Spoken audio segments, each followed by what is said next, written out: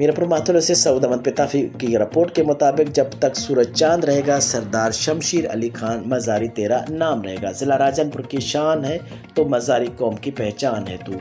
कायदे अवाम parliament secretary बराए मजहबी उमूर बैनुल मज़हब हम आहंगी सरदार शमशीर अली खान मज़ारी बंगला सरदार शौकत खान पर मुख्तलिफ बरादरियों के दरमियान फैसला करते हुए मुख्तलिफ बरादरियों के फैसले किए और तमाम फरीकैन के दरमियान सुलह करा दी। शहीद आतिफ खान मज़ारी ग्रुप जिंदाबाद। शिकारपुर हक टीवी 5 न्यूज़ जे रिपोर्टर आफाक अली संजना जी रिपोर्ट मुताबिक शिकारपुर सिटी JUI अगवान अमीर अली जतोई कढ़ी अता मोहम्मद पहुंची ताजर आगा रियाज खान पठान से अयादत कई। कुछ ॾींहं पहिरियां नामालूम हथियार बंदनि जी फायरिंग में शदीद जख्मी ऐं तक़रीबन 55 लाख रुपयनि जे फुर ते अफ़सोस जो इज़हार कंदे चयो त शिकारपुर में अमन अमान जे बदतरीन सूरतहाल ते शदीद ॾुख जो इज़हार पिणु कयो। सांगड़ का रिपोर्ट कर रहे हैं ब्यूरो चीफ गुलाम कादिर कहरी। सांगड़ JUI UC ढोरो जानिब जे अगवानन सदर Maulana Mohammad Rashid Lakhari, general secretary Ghulam Nabi Lakhari and deputy general secretary Ghulam Qadir उन्नट प्रेस ऑफिस लुटकियो मोरियम में प्रेस कॉन्फ्रेंस कंदे चयो त UC ढोरो जानिब में वधंदड़ बदअमनी सबब अवाम परेशान है, जंहिं ते अफ़सोस जो इज़हार कजे तो इंतजामिया के घुर्जे त बदअमनी ते कंट्रोल करे जीअं अमन बहाल थी सके। सियासी हवाले से ॻाल्हाईंदे मौलाना मोहम्मद राशिद लखारी चयो त JUI हिकु मज़बूत मक़बूल अवामी पार्टी है जेका अवाम ख़िदमत ते यकीन रखे थी ऐं इस्लामी निज़ाम चाहे थी। आइंदा इलेक्शन में भरपूर हिस्सो वठंदी ऐं कामयाब थी अवाम जी भरपूर ख़िदमत कंदी ऐं बदअमनी खां निजात ॾियारींदी। इन हवाले सां इंशाअल्लाह 8 नवंबर ते बाबुल इस्लाम सिंध कॉन्फ्रेंस सखर में हुन UC मां वॾी तादाद में कारकुन शिरकत कंदा ऐं आख़िर में UC जे डिप्टी जनरल सेक्रेटरी मौलाना गुलाम कादिर उन्नड़ पंहिंजे पैगाम में चयो आहे त ॻोठ मोहम्मद हाशिम उन्नड़ 4/12/2024 ते ताजदार ख़त्म नबुवत कॉन्फ्रेंस अज़मत कुरान मुनक़िद थी रही है, जंहिंमें कुरान शरीफ़ जे हाफ़िज़नि जी दस्तारबंदी पिणु कई वेंदी, जंहिंमें वधि में वधि मुसलमाननि खे शिरकत जी अपील।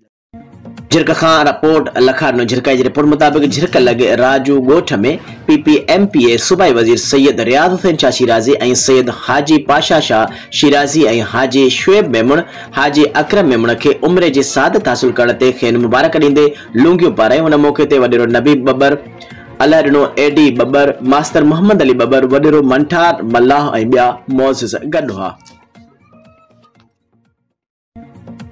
मेहड़ का मीर रियाज सुमरो जी रिपोर्ट मुताबिक पारा चनार वाक़े खिलाफ मेहड़ पारा अदालती कार्रवाई जो बाइकाट।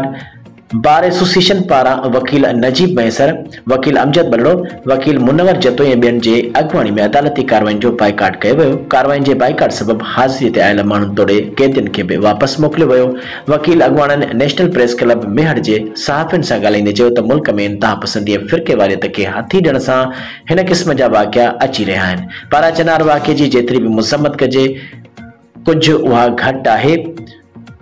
हुकूमत दहशत पखेड़ींदड़ माण्हुनि खिलाफ़ कार्रवाई करे उन्हनि घुर कई त पारा चनार वाक़े में मुलविस माण्हुनि खिलाफ़ सख़्त खां सख़्त क़िस्म जी कार्रवाई कई वञे।